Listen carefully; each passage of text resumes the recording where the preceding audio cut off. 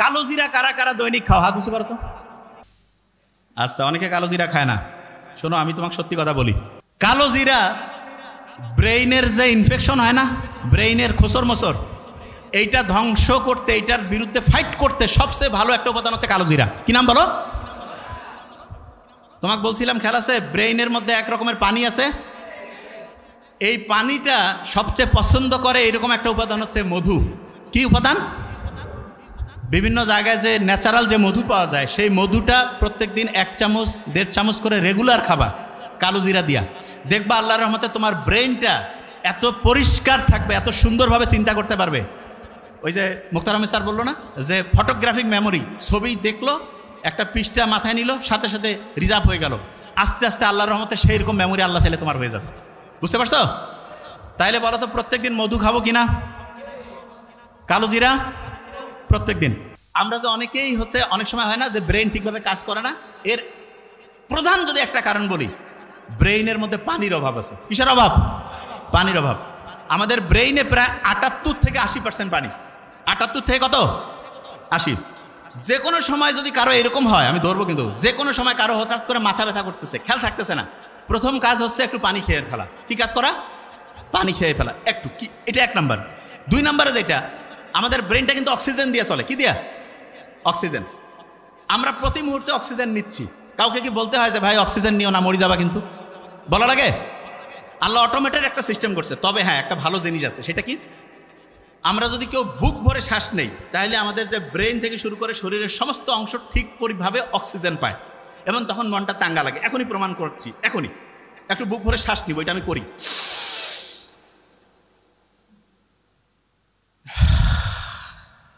নাক দিয়ে নেওয়া লাগবে কিন্তু।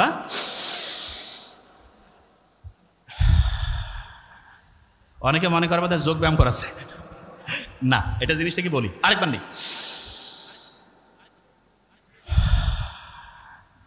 আচ্ছা, ইসলামের দৌড় প্রতিযোগিতা, এটা ইসলাম খুব দৌড়কে উৎসাহিত করছে না? মুহাম্মদ সাল্লাল্লাহু আলাইহি ওয়াসাল্লাম দেখা যেত যে আয়েশা রাদিয়াল্লাহু তাআলা আনহার সাথে হচ্ছে দৌড়াইতো মাঝে মধ্যে। দৌড়াইলে কিন্তু এরকম বেশি পরিমাণ শ্বাস প্রশ্বাস হয়, এবং তখন আমাদের ব্রেন ঠিক পরিমাণ অক্সিজেন পায়। তাইলে এই যে দৌড় প্রতিযোগিতা, একটু একটু দৌড়ানো, এইটা হার্টের কোনো সমস্যা না থাকলে, অন্য কোনো প্রবলেম না থাকলে, এটা আমাদের ব্রেইনের জন্য ভালো না খারাপ? ভালো। আচ্ছা, আমরা যে নামাজ পড়ি, নামাজে আমরা সেজদা দেই না? সেজদা দেই। সেজদা যখন আমরা দেই, শুনলে অবাক হবো, কপালটা আমরা মাটিতে লাগাই না? বিজ্ঞানীরা দেখতেছে, যখন আমরা কপালটা মাটিতে লাগাই, যদিও এটা নিয়ে একেবারে প্রমাণিত না, কিন্তু ধারণা করতেছে, তখন হয় কি, আমাদের এই যে এইখানে প্রিফ্রন্টাল কর্টেক্স আছে না, এবং হিপ্পোক্যাম্পাস, যেই দুইটা ব্রেইনের রিজার্ভের মেইন জায়গা, পড়া মনে রাখার মেইন শক্তিশালী অংশ, সেই দুইটা শক্তিশালী হয়ে যায়।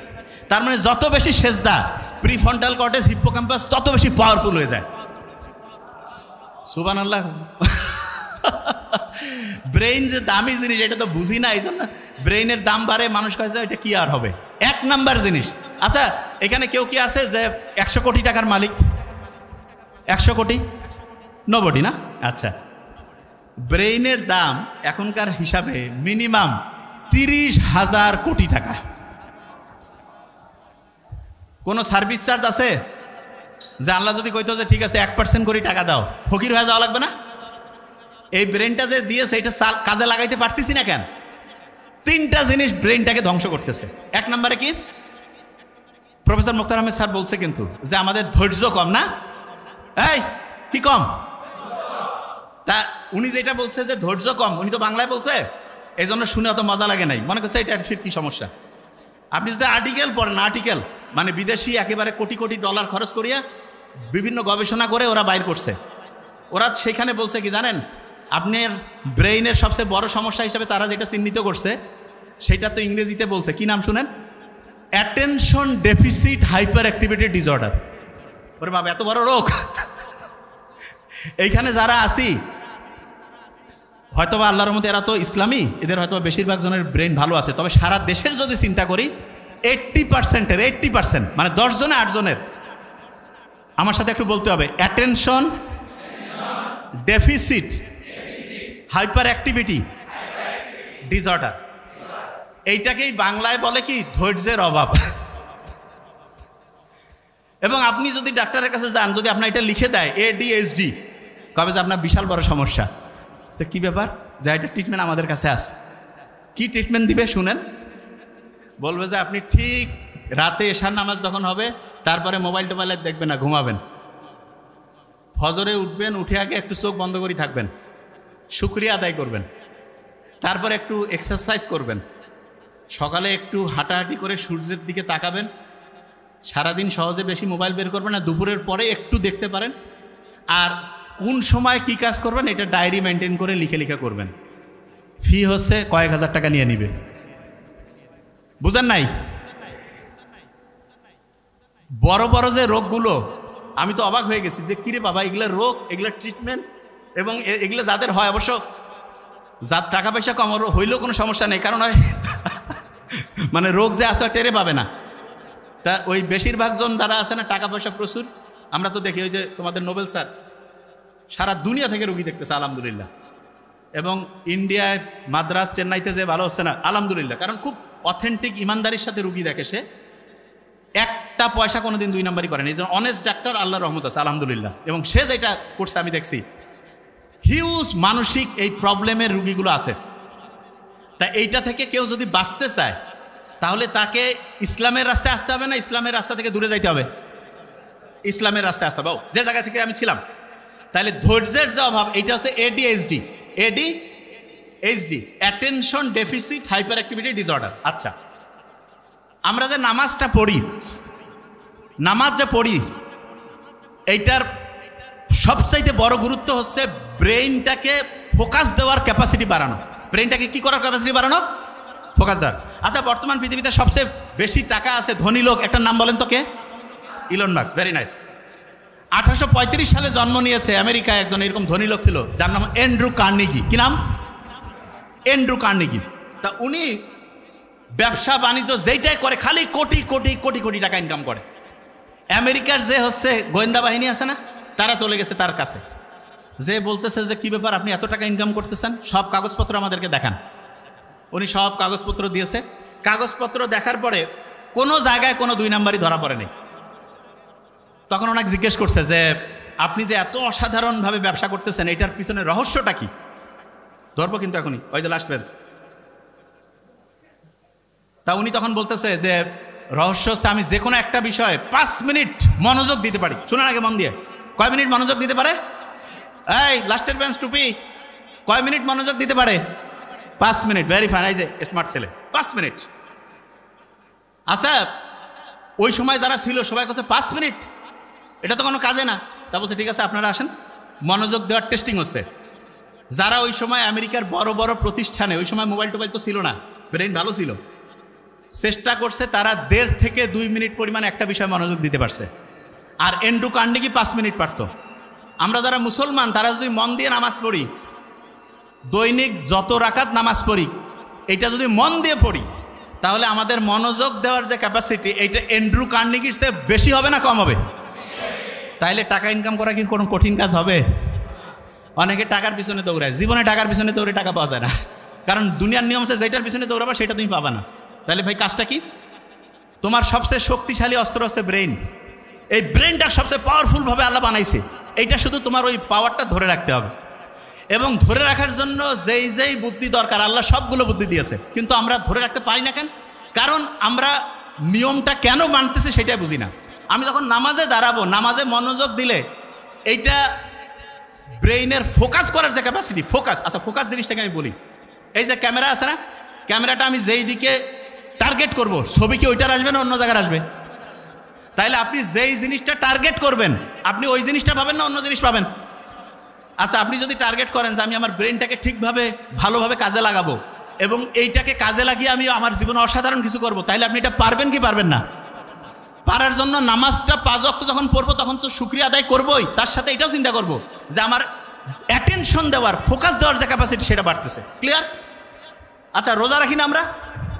আপনি কি জানেন যে আমাদের শরীরটা প্রতি মুহূর্তে কিন্তু এরকম বিভিন্ন সময় হচ্ছে আবর্জনায় ভর্তি হয়ে যায়। এইটাকে পরিষ্কার করার জন্য রোজার চাইতে ভালো কোনো সিস্টেম বিজ্ঞানীরা এখন খুঁজে পায়নি। অনেক সমস্যা শারীরিক বিজ্ঞানীদের কাছে যায়, মানে যারা ডক্টর তাদের কাছে যায়, তারা বলে আপনি না খেয়ে থাকেন। কি করে বলেন না? কি করে? না খেয়ে থাকা। এই যে আমরা সকাল থেকে সন্ধ্যা পর্যন্ত না খেয়ে থাকলাম, এতে কি আমাদের শরীরটা পরিষ্কার হইল না অপরিষ্কার? কি হলো? পরিষ্কার। আচ্ছা, অন্যের গীবত করা এটা নিজের মৃত ভাইয়ের মাংস খাওয়ার চাইতে খারাপ না? আচ্ছা আপনি আমাকে বলেন তো, আপনি যদি অন্যের গীবত করেন তাহলে বিজ্ঞানীরা এখন দেখছে আমাদের যে প্রিফ্রন্টাল কর্টেক্স, হিপ্পোক্যাম্পাস, এইটার কার্যকারিতা কমে। তার মানে ব্রেইনের যেই জায়গাটা পড়া মনে রাখতে হেল্প করে, পরীক্ষায় উত্তর লিখতে হেল্প করে, সেই জায়গাটা ধ্বংস হয়ে যায় অন্যের সমালোচনা করলে। আল্লাহ যে অন্যের সমালোচনাকে, গীবতকে এতটা মানে হচ্ছে যে বলা যেতে পারে যে নিষিদ্ধ করেছেন, এতটা যে নিরুৎসাহিত করেছেন, এটাকে আমাদের ব্রেইনের জন্য ভালোর জন্য না খারাপের জন্য? ভালোর জন্য। ক্লিয়ার? আচ্ছা, মেডিকেলে যারা যারা পরীক্ষা দিবে, এখানে আছে না অনেকে? অনেকে আছে ভার্সিটিতে পরীক্ষা দিবে। একটা বুদ্ধি শিখাই দেই, একটা বুদ্ধি শুধু, তাহলে পরে একদম ক্লিয়ার হয়ে যাবে। প্রত্যেকে এটা নোট করে ফেলি, খুব ইম্পর্টেন্ট। 2 মিনিটের মধ্যে গোটাল জিনিসটা প্যাকেট করে ফেলবো ইনশাল্লাহ। সেটা কি? মেডিকেল অ্যাডমিশনে 5টা বক্স আছে। কয়টা বক্স? 5টা বক্স। 5 ওয়াক্ত নামাজের মতো 5টা বক্স। একটা হচ্ছে ফিজিক্সের বক্স, একটা কেমিস্ট্রি, একটা বায়োলজি, একটা ইংলিশ, একটা সাধারণ জ্ঞান। আপনি সারা দেশের মধ্যে ফার্স্ট হইতে পারবেন যদি আপনি প্রত্যেক দিন 5টা বক্সে 1 মিনিট করে হইলেও পড়েন। আমি আবার বলছি, 5টা বক্সে 1 মিনিট করে হইলেও যদি আপনি পড়েন, আপনি সারা দেশে ফার্স্ট হইতে পারেন। প্রথম থেকে পড়তে হবে, প্রথম থেকেই। আজকে শুনলেন ফিজিক্সের box, chemistry, biology, English, general knowledge, 5টা বক্স আছে। প্রত্যেক বক্সে মিনিমাম কয় মিনিট হইলেও পড়বেন? বলেন না। অনেকে লজ্জা পাচ্ছে যে 1 মিনিট পরে কি হবে, ঠিক না? শোনেন, আপনি যখন 1 মিনিট পড়বেন না, আপনার একটা জিনিস বলে দিই। আপনারা যখন ফেসবুকে যান, কি চিন্তা করেন যে আমি 1 মিনিট যাবো আর ঘুরে আসবো, ঠিক না? এটা তো ফেসবুকে যাওয়ার সময় কিন্তু স্যার এরকম করে যে 1 মিনিট যায় ঘুরে আসতেছে। ও আল্লাহ, 1 মিনিট যাওয়ার পরে 2 ঘন্টা কোন দিক দিয়ে গেছে ওর খেয়ালই নেই। আর পড়ার সময় কি করে যে একবারে 3 ঘন্টা পড়বো। এই 3 ঘন্টা পড়বো, এটা যখন ব্রেইনে দেয়, ব্রেন বিরক্ত হয়ে যায়। 3 ঘন্টা একটা কাজ। ওই যে প্রফেসর মুক্তার আহমেদ স্যার বললো না যে একজনকে বলছে এই বই পড়ো, কয় না ভাই আমার ধৈর্য নাই, পারবো না। তো একটানা 3 ঘন্টা যখন পড়তে দিব, ব্রেন পছন্দ করবে না। তাহলে কি করা লাগবে? ব্রেনকে বলবো আমি 1 মিনিট পড়বো। মজার ব্যাপারটা কি জানেন? আপনি যখন 1 মিনিট পড়বেন তখন মনে হবে 2 মিনিট, 3 মিনিট, 5 মিনিট। ইসলামে এই জন্য একটা খুব অসাধারণ কাজ আছে, আমল ছোট হইলেও দৈনিক অল্প অল্প অল্প করে করো, বলছে না? আচ্ছা, আমরা যখন ট্রাভেলিংয়ে যাই তখন কসরের নামাজ আছে না? আমি বলি কি, পড়াশোনার ক্ষেত্রেও কসরের পড়া আছে। কীরকম? ঈদের দিন কোনো প্রোগ্রাম, কোনো জায়গায় কোনো হচ্ছে দুর্ঘটনা ঘটছে, ওই দিন কসরের পড়া পড়বো। কিসের পড়া? কসরের পড়া মানে কি সেটা বলি। ধরেন নামাজ আপনি যতটুকু নর্মালি পড়েন তার 4 ভাগের 1 ভাগ ধরেন পড়লেন, কথার কথা সব মিলে। তা আপনি দৈনিক মনে করেন যে 4 ঘন্টা পড়েন। যেই দিন আপনার পড়ার কোনো মুড নাই, মন মেজাজ খুব খারাপ, সেই দিন কসরের পড়া। কসরের পড়া মানে আধা ঘন্টা, 20 মিনিট, 15 মিনিট আমি পড়বই পড়বো। ক্লিয়ার? তাহলে বলেন তো, কসরের পড়া ঈদের দিনও আমি পড়বো 15 মিনিট, 20 মিনিট, তার বেশি পড়লে সমস্যা নেই, কিন্তু মিনিমাম 15 থেকে 20 মিনিট আমি পড়বই পড়বো। ক্লিয়ার? তাহলে এখন থেকে যতদিন আমি বেঁচে থাকবো কসরের পড়া থাকবে আমার। মানে যেদিন আমার পড়া নাই সেই দিন আমি কয় মিনিট পড়বো? বলি না কেন, 15 থেকে 20 মিনিট পড়লে হবে। আচ্ছা, যে জিনিসটা বলতেছিলাম যে আমাদের যে ব্রেইনের যে নিউরনগুলো আছে, এগুলো ভালো কাজে শক্তিশালী হয় আর খারাপ কাজে হচ্ছে ধ্বংসের দিকে যায়। এই জন্য ইসলাম সবচেয়ে ভালো কাজগুলোকে উৎসাহিত করছে, খারাপ কাজগুলোকে আস্তে আস্তে পিছাই দিয়েছে। আচ্ছা, অন্যায়ের প্রতিবাদ করা এটা ইসলামের সবচেয়ে একটা বড় কাজ না? সবচেয়ে বড়। স্টুডেন্ট যারা আছে সারা দেশের, তার মধ্যে এই যাত্রাবাড়ির স্টুডেন্টদের কিন্তু আলাদা একটা ইতিহাস আছে। গত বছরের এই দিনে আমার খেয়াল আছে, আমাদের পেজে আমরা দেখছি সারা দেশে হাসিনার সময় যে অনাচার অনিয়ম ছিল সেইটার বিরুদ্ধে যে প্রচণ্ড সংগ্রাম, সেটার সূচনা হয়েছে ওই আবু সাইদ আর মুগ্ধকে দিয়ে। আর পরিণতিটা আনছে কিন্তু যাত্রাবাড়ির এই এলাকার মানুষজন, এটা জানি আমরা। এবং যাত্রাবাড়ির যে শিক্ষার্থীরা এবং এখানকার যে মানুষজন যে অসীম সাহসিকতা দেখাইছে, বাংলাদেশের নতুন এই স্বাধীনতার ইতিহাস যখন লেখা হবে তখন যাত্রাবাড়ির একটা আলাদা অধ্যায় থাকবে। এবং একটা স্টুডেন্টের সবচেয়ে সেরা কোয়ালিটি কিন্তু ভালো স্টুডেন্ট হওয়ার চাইতে বেশি কোনটা জানি? অন্যায়ের প্রতিবাদ করা। কিসের? অন্যায়ের প্রতিবাদ। তা আমরা যারা এখানে আসি, মেডিকেলে তো আমরা চান্স পাওয়ার জন্য পড়বই। মেডিকেলে কয়টা বক্স আছে? 5টা। প্রত্যেক দিন প্রত্যেকটা বক্স 1 মিনিট হলেও কি করব? পড়বো। আচ্ছা, যারা ঢাকা ইউনিভার্সিটিতে পরীক্ষা দিবে, ঢাকা ইউনিভার্সিটি ইংলিশ, বাংলা, সাধারণ জ্ঞান আছে কারা কারা? একটু হাত উঁচু করি। আচ্ছা, ভেরি ফাইন। হ্যাঁ, ঢাকা ইউনিভার্সিটির 3টা বক্স আছে। কয়টা বক্স? একটা ইংলিশের বক্স, একটা বাংলার বক্স, একটা হচ্ছে জেনারেল নলেজের বক্স। প্রত্যেক দিন প্রত্যেকটা বক্স 1 মিনিট হইলেও পড়বো। কয় মিনিট? আগে 1 মিনিট দিয়ে শুরু করো, দেখবে আস্তে আস্তে বাড়তেছে ইনশাআল্লাহ। যারা মেডিকেল ঢাকা ইউনিভার্সিটি 2টাই দিবে, তাহলে তার টোটাল কয়টা বক্স পড়া লাগবে? কয়টা? 8টা না, 6টা পড়লেই হবে। কারণ ইংলিশ সাধারণ জ্ঞান মেডিকেলও আছে, শুধু বাংলা বক্সটা আলাদা পড়লেই তার 6টা বক্স পড়লে 8টা বক্সের পড়া হয়ে যাবে। ক্লিয়ার? বুঝতে পারছে? আচ্ছা, আজকে থেকে একটা বুদ্ধি করব, প্রত্যেকেই হাত উঁচু করি। 5 ওয়াক্ত নামাজ পড়ি না? প্রত্যেক নামাজের আগে 5টা করে এমসিকিউ পড়বো, নামাজের পরে 5টা করে এমসিকিউ পড়বো। প্রত্যেক নামাজের আগে উজু করে কয়টা এমসিকিউ পড়বো? নামাজের পরে কয়টা পড়বো? তাহলে 5 ওয়াক্ত নামাজে উজু করে 5 5 25, নামাজের পরে 5 5 25, দৈনিক কয়টা এমসিকিউ হবে? কয়টা? 50। হাত নামাই। 1 মাসে কয়টা হবে? 1 মাসে 1500। 1 বছরে খুব কঠিন হয়ে গেল, 18,000। কত? ঢাকা ইউনিভার্সিটির পরীক্ষায় যদি 12 থেকে 14,000 এমসিকিউ কারো মাথায় থাকে, সে নিশ্চিত করে চান্স পাবে, নিশ্চিত। তাহলে প্রত্যেক নামাজের আগে যদি হচ্ছে 5টা এমসিকিউ আর নামাজের পরে 5টা এমসিকিউ পড়তে পারি, তাহলে ঢাকা ইউনিভার্সিটিতে চান্স নিশ্চিত হবে কি হবে না? হবে কি হবে না? হবে। আচ্ছা, এবার একটা জিনিস, খুব ইম্পর্টেন্ট একটা জিনিস, এই কালো জিরা কারা কারা দৈনিক খাও? হাত উঁচু করো তো। আচ্ছা, অনেকে কালো জিরা খায় না। শোনো, আমি তোমাকে সত্যি কথা বলি, কালো জিরা ব্রেইনের যে ইনফেকশন হয় না, ব্রেইনের খোসর মোসর, এইটা ধ্বংস করতে, এইটার বিরুদ্ধে ফাইট করতে সবচেয়ে ভালো একটা উপাদান হচ্ছে কালো জিরা। কি নাম বলো? তোমাকে বলছিলাম খেয়াল আছে, ব্রেইনের মধ্যে 1 রকমের পানি আছে। এই পানিটা সবচেয়ে পছন্দ করে এরকম একটা উপাদান হচ্ছে মধু। কি উপাদান? বিভিন্ন জায়গায় যে ন্যাচারাল যে মধু পাওয়া যায়, সেই মধুটা প্রত্যেক দিন 1 চামচ 1.5 চামচ করে রেগুলার খাবা কালো জিরা দিয়া। দেখবা আল্লাহর রহমতে তোমার ব্রেইনটা এত পরিষ্কার থাকবে, এত সুন্দরভাবে চিন্তা করতে পারবে। ওই যে মুক্তার আহমেদ স্যার বললো না যে ফটোগ্রাফিক মেমোরি, ছবি দেখলো, একটা পৃষ্ঠা মাথায় নিল, সাথে সাথে রিজার্ভ হয়ে গেল। আস্তে আস্তে আল্লাহর রহমতে সেই রকম মেমোরি আল্লাহ চাইলে তোমার হয়ে যাবে। বুঝতে পারছো? তাইলে বলো তো প্রত্যেক দিন মধু খাবো কিনা?